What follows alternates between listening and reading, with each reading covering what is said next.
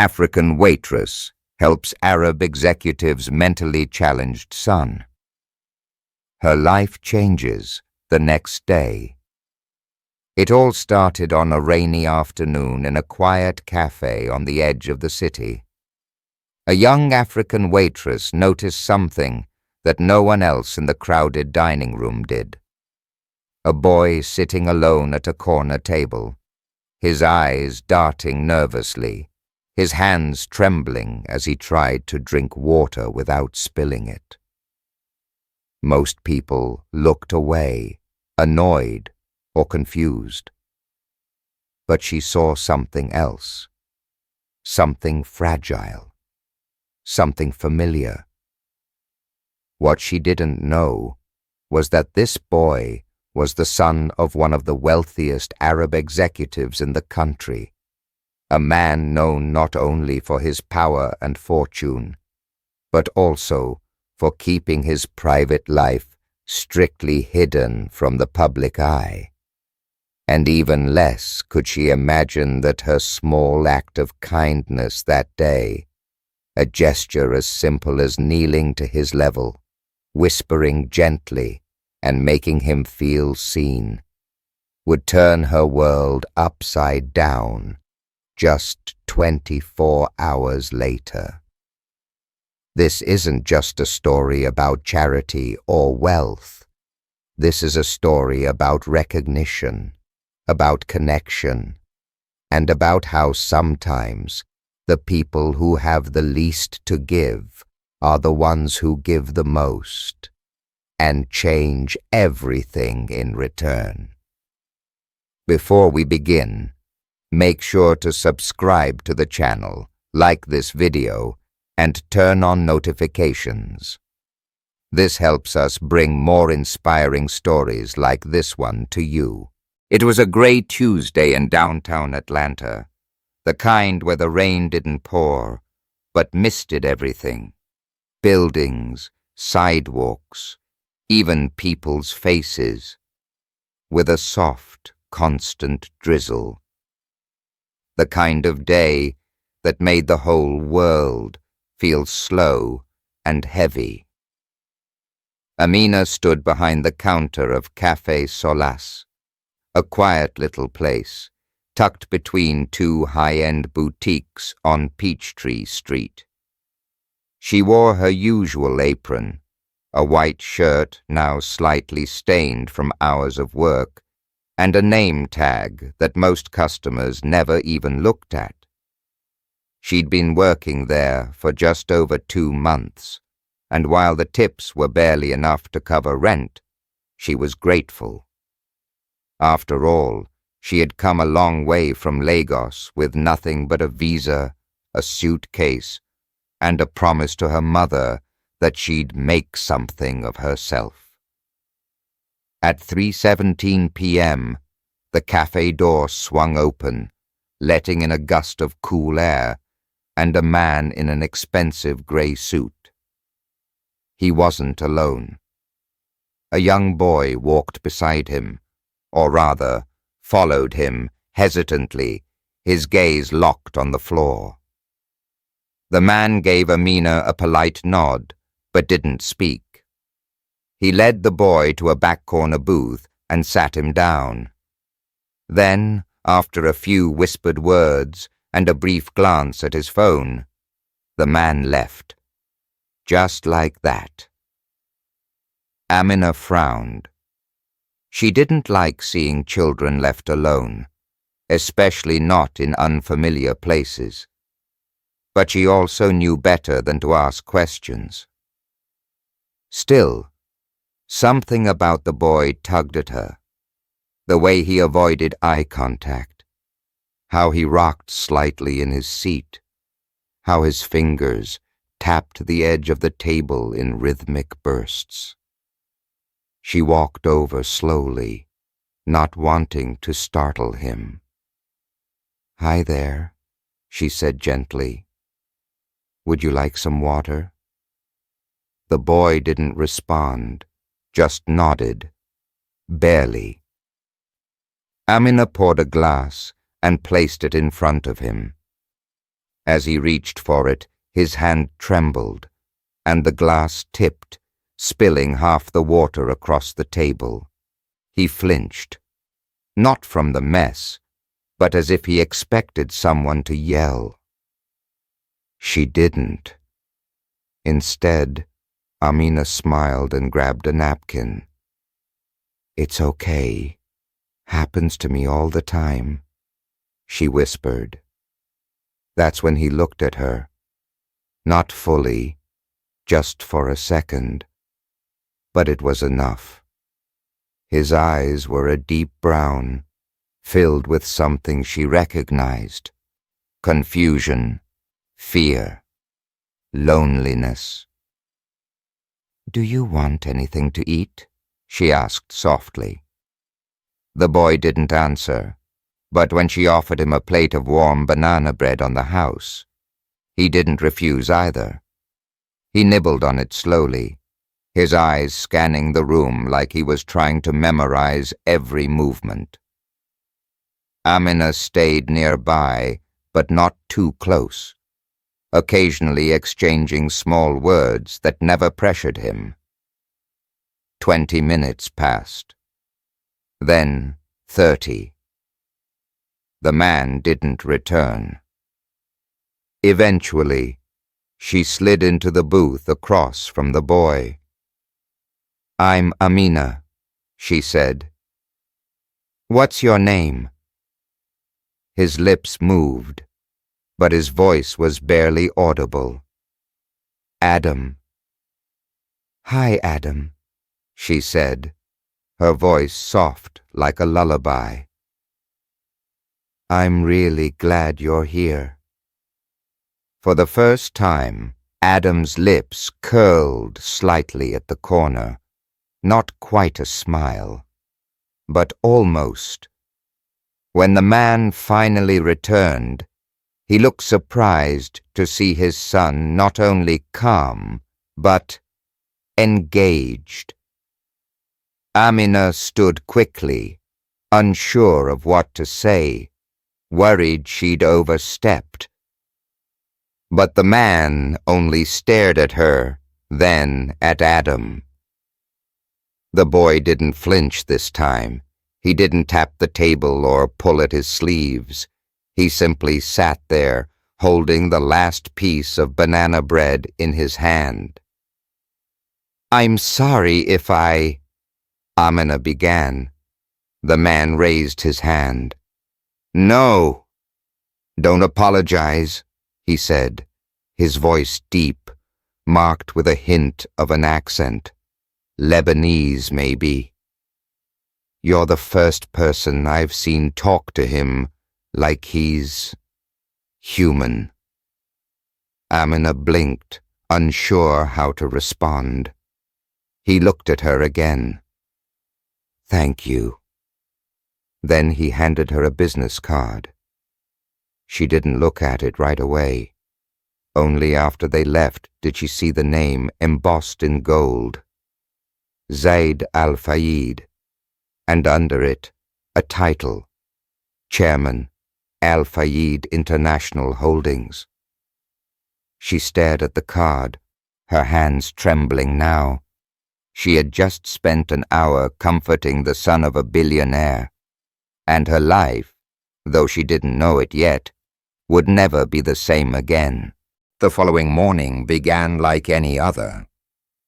Amina's apartment, a modest studio on the 4th floor of an aging building in Midtown, smelled faintly of coffee and fabric softener. She slipped into her work uniform as the early sun filtered through the blinds, not expecting anything different from the day before.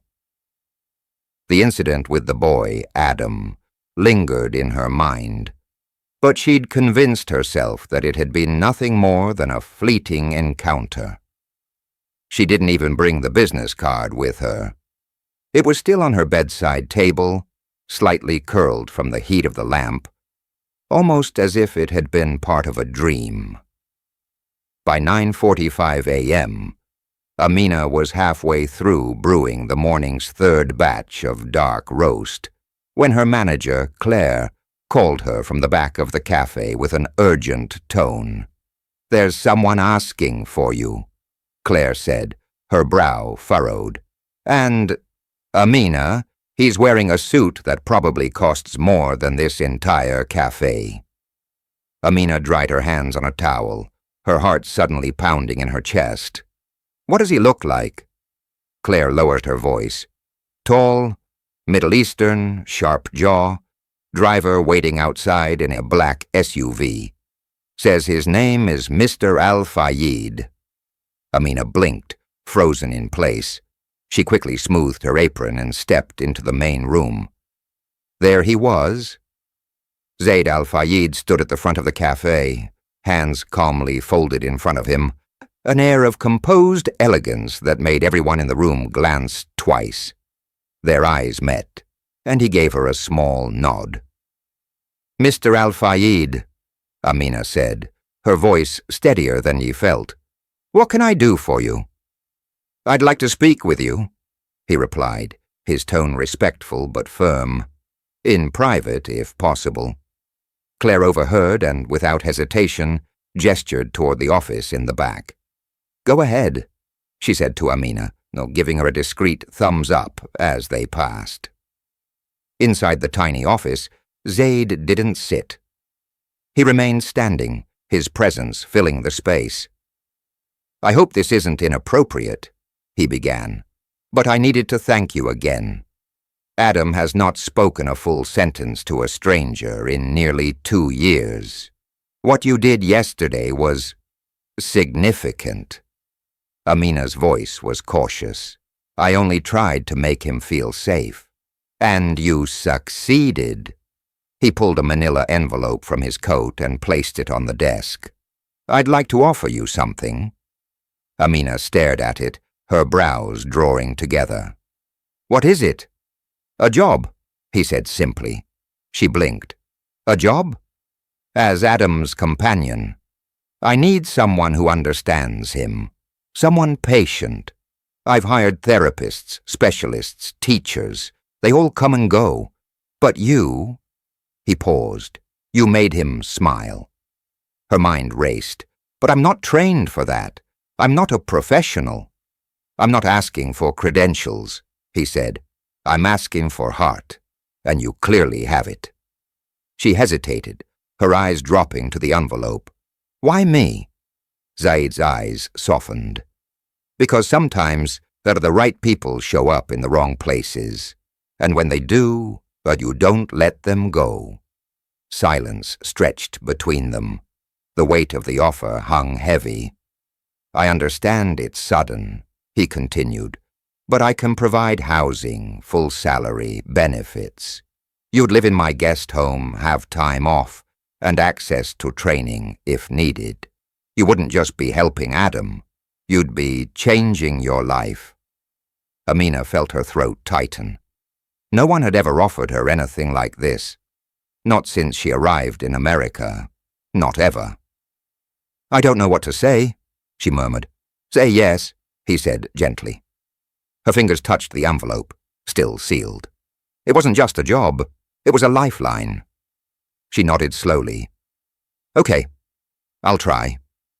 Zayd didn't smile widely, but there was something in his eyes, something close to relief. "You'll start tomorrow," he said. "My driver will pick you up." When he left, the entire cafe buzzed with curiosity. Claire rushed in, eyes wide. "Was that? Did he offer you a job?" Amina simply held up the envelope and smiled. The next day, her life would begin again, this time in a mansion filled with secrets, a silent boy with deep eyes, and a billionaire who wasn't used to hearing the word no. At exactly 8 a.m., a sleek black SUV pulled up in front of Amina's apartment building. The driver, a tall man with a clipped British accent and a subtle earpiece, stepped out and opened the door with a quiet nod. Amina, dressed in her best outfit, a soft blue blouse and a pair of clean slacks she had bought from a second-hand store, clutched her small duffel bag tightly, and climbed in without a word. The drive was smooth, quiet, and surreal. They passed downtown traffic, high rises, and eventually turned into a gated community hidden behind rows of tall trees and stone walls. Beyond the wrought iron gates, the world shifted. The road curved toward a massive estate, white stone walls, arched windows, and lush gardens that looked like something out of a movie. Amina pressed her hand to the window. She had never been this close to wealth before. Not like this. Not this real. As the SUV rolled to a stop in the circular driveway, the front door opened. Zaid stood waiting. He wore a crisp white shirt with the sleeves rolled up, no tie, just the air of command that seemed to follow him like his shadow. "Good morning," he said, motioning for her to come inside. She followed him into a grand entryway with marble floors and vaulted ceilings. But despite the elegance, the house was quiet. Too quiet. "I'll give you a tour," Zaid said. "Then I'll introduce you to Adam." He showed her the basics first. The sitting room with glass walls that overlooked a sunlit garden, the expansive library, the guest house where she would stay.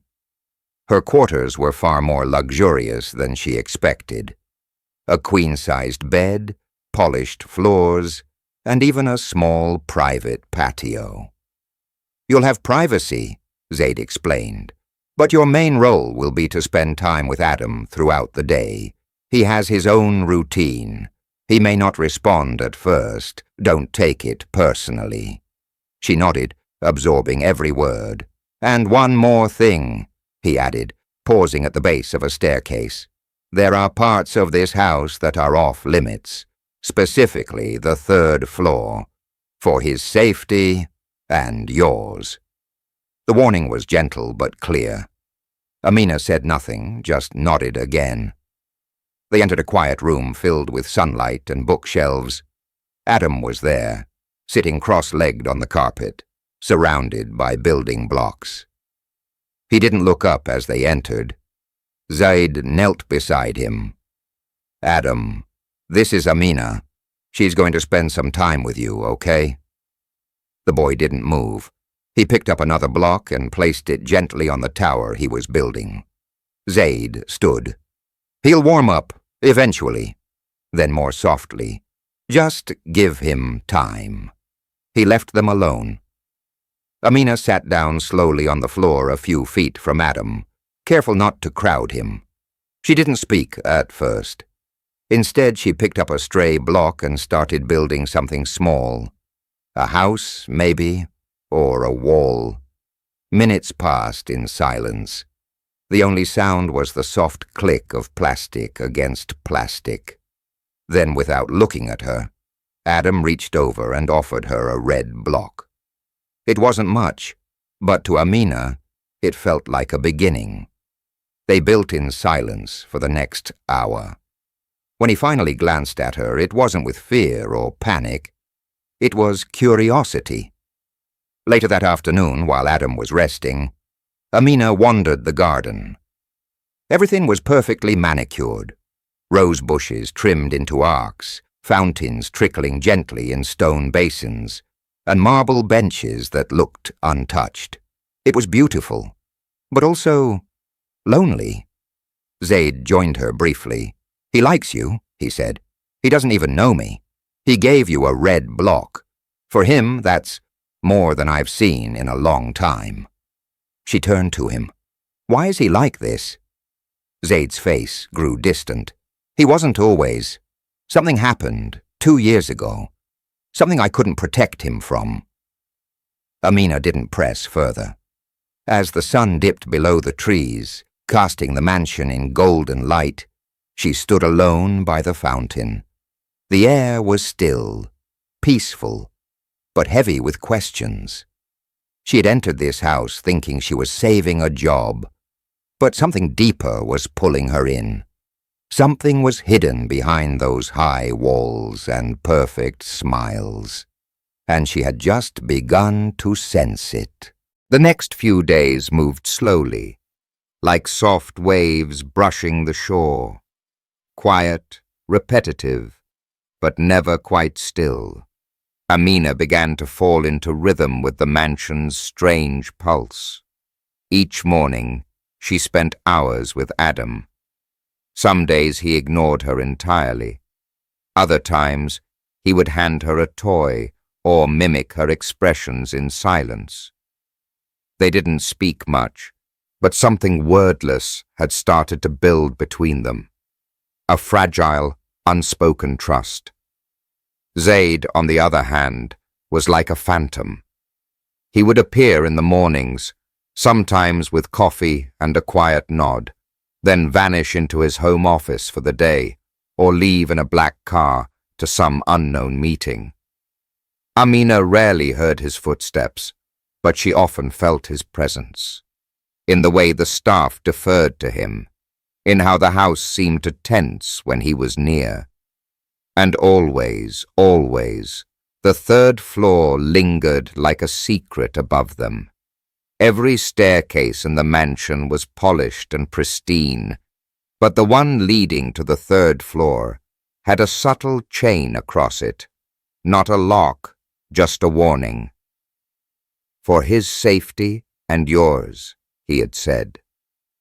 She hadn't dared to ask more, but her curiosity grew, especially when, at night, she heard faint creaks coming from above her room.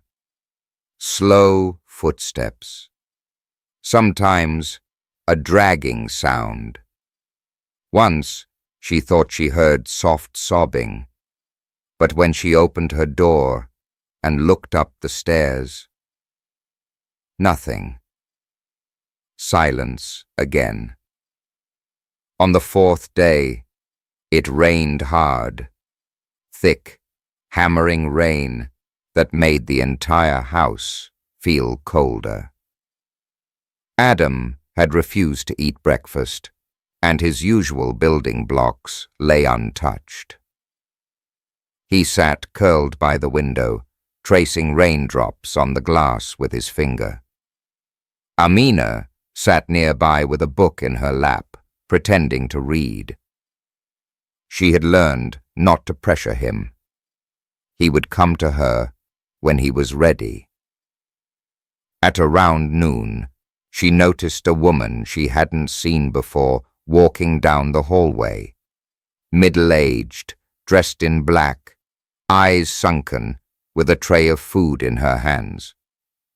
She moved like she knew the house intimately, and yet she looked as though she hadn't stepped outside in years. The woman paused at the base of the third-floor staircase, looked around quickly, and disappeared upstairs with the tray. Amina's heart skipped. So, someone lived up there. Later that evening, after Adam had finally eaten and gone to bed, Amina lingered in the library, the fire crackling beside her. Zaid entered quietly, dressed down in a dark sweater and slacks, a glass of something amber in his hand. "You've been good with him," he said, settling into a chair across from her. "He's a beautiful boy," she replied. "Just quiet." Zaid nodded, his gaze lost in the fire. "Do you know what happens when a man has everything?" he said suddenly. "He starts to fear what he can lose." Amina didn't answer. The sadness in his voice was so raw it almost made her look away. "I built this empire," he continued. "Planes, towers, contracts across continents. But I couldn't stop what happened to my wife." Amina froze. He had never mentioned a wife before. She was in this house when it happened. The accident. Adam saw everything. He hasn't been the same since. A long silence stretched between them. Is she upstairs? Amina asked gently, afraid of her own question.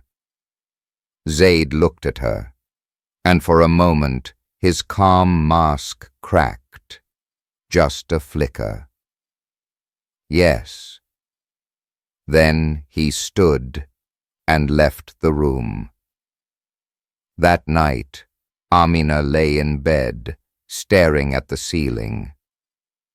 So the third floor wasn't just forbidden.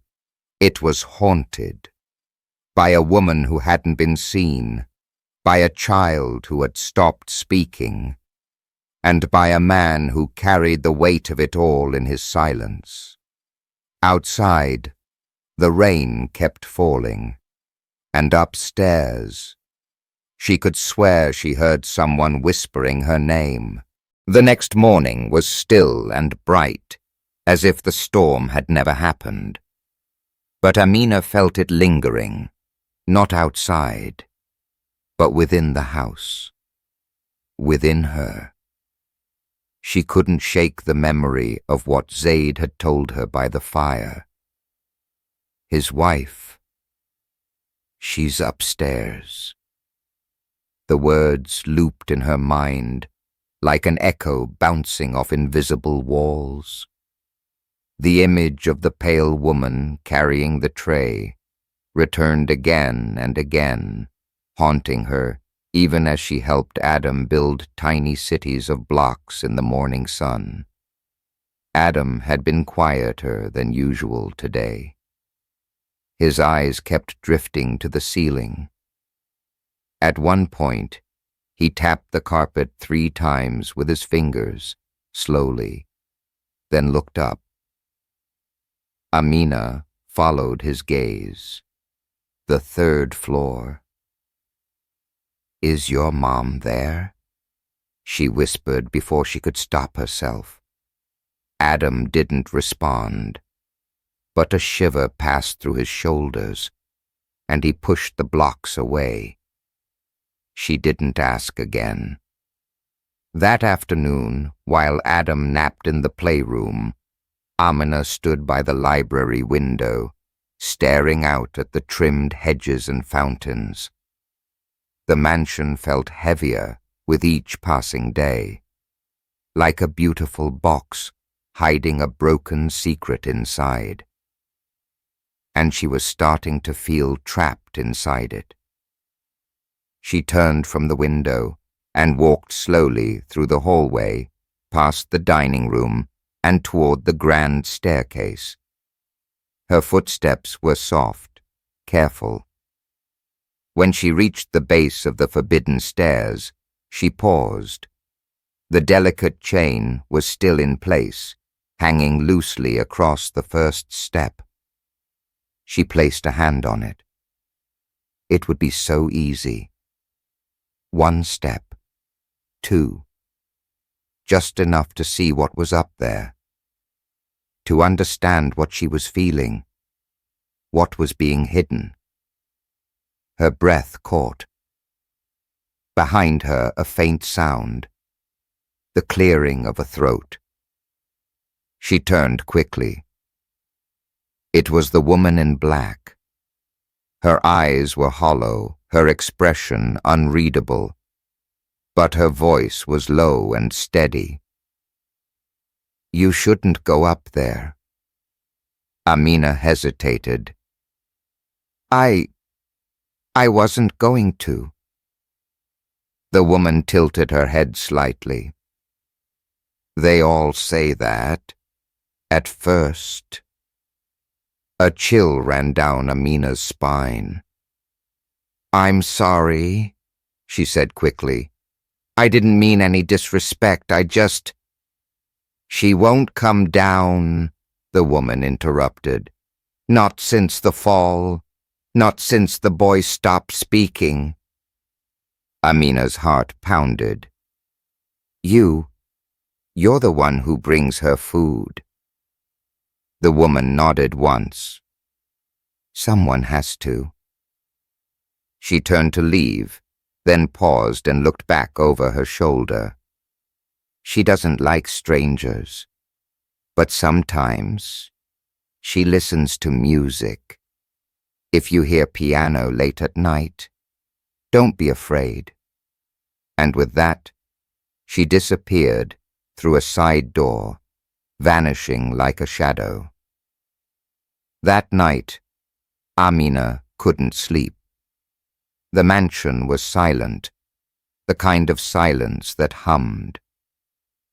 At exactly 2:12 a.m., she sat upright in bed. There it was, a sound, faint and trembling. Piano. A single melody, soft and hesitant, drifting down from above. She slipped out of bed and tiptoed to the hallway. She didn't go up the stairs, just listened.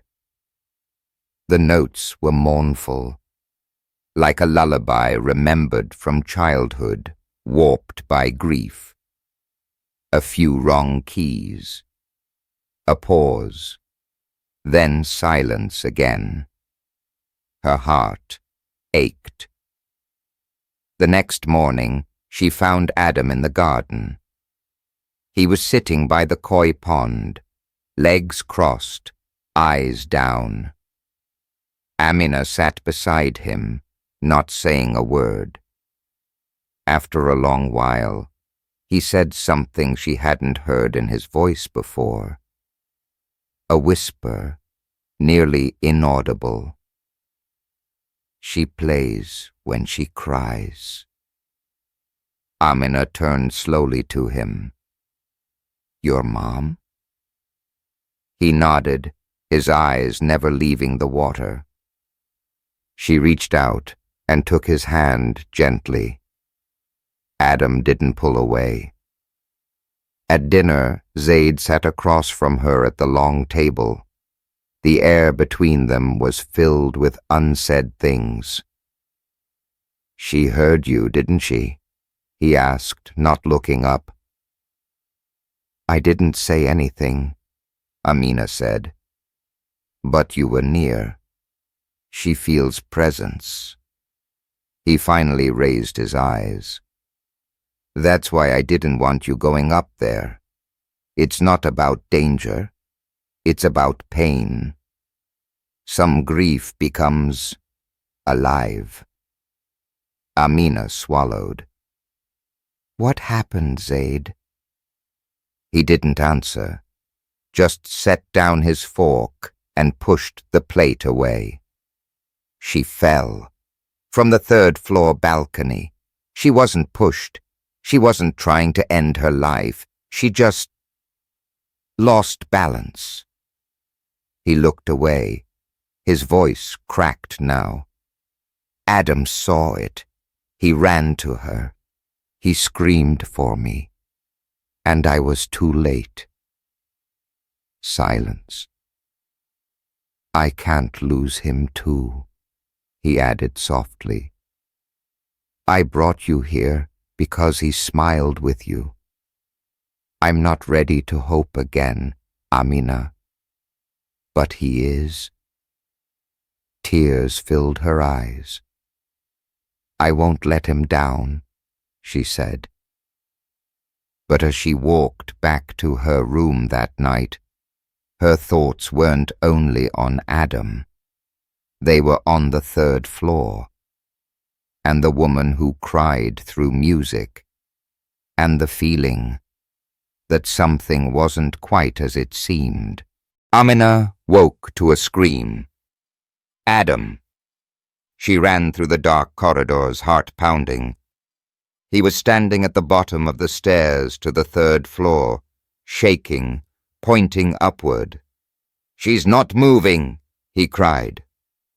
Without thinking, Amina broke the rule. She climbed the forbidden stairs 2 at a time. At the end of the hall, a door stood ajar. Inside, Zaid's wife lay on the floor beside the piano, unconscious, pale, barely breathing. Amina knelt and checked her pulse. Weak, but there. She called for help. Zaid burst in moments later, eyes wide with panic, then dropped beside his wife. "She never leaves the chair," he whispered. "She never stands." The paramedics arrived. Amina held Adam close, rocking him gently. For the first time, he didn't resist her touch. That night, something broke open. In Zaid, in Adam, in the house itself. The following days were a blur. Doctors confirmed Zaid's wife had suffered a seizure. She'd been silently deteriorating for months and no one had known. But thanks to Amina's fast reaction, she was stable now, and resting. Zaid was different now, softer, more present. He joined Amina and Adam in the garden, watched them laugh as they planted seeds in the flower beds. Adam was talking more. Not full conversations, but full moments. "You brought this," Zaid said quietly, watching them from the terrace. "You brought us back." Amina smiled.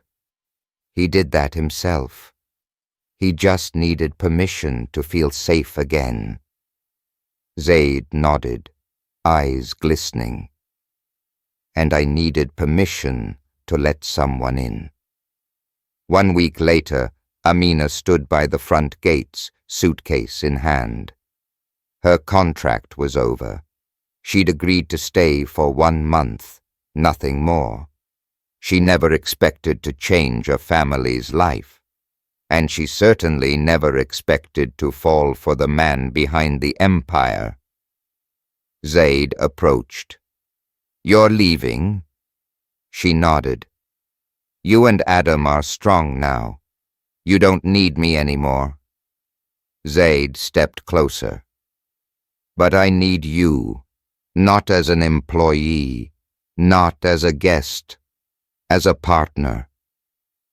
He took her hand. "You saw my son when no one else did.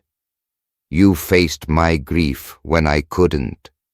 Stay, not for duty, for love." Amina's heart raced.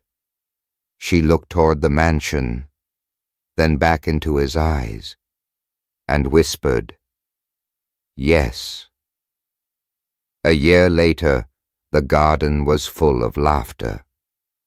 Amina and Zaid sat on the lawn, watching Adam run with the family dog, joy lighting up his face. The house was no longer silent. Music filled it again, not just from the piano, but from life, restored and thriving. Zaid's wife, though still recovering, smiled more. She had made peace with the past and found strength in healing. The 3rd floor was no longer forbidden. It was transformed into a music room where Adam played freely. Amina found not only purpose here, but love, family, and belonging. She once lived in a tiny studio, surviving shift by shift. Now she lived in a home built on trust, rebirth, and a single red block offered by a boy who just needed to be seen. And that changed everything. If this story touched your heart, don't forget to subscribe to the channel, like this video, and share it with someone who believes in second chances. Because sometimes, the smallest act of kindness becomes the beginning of everything.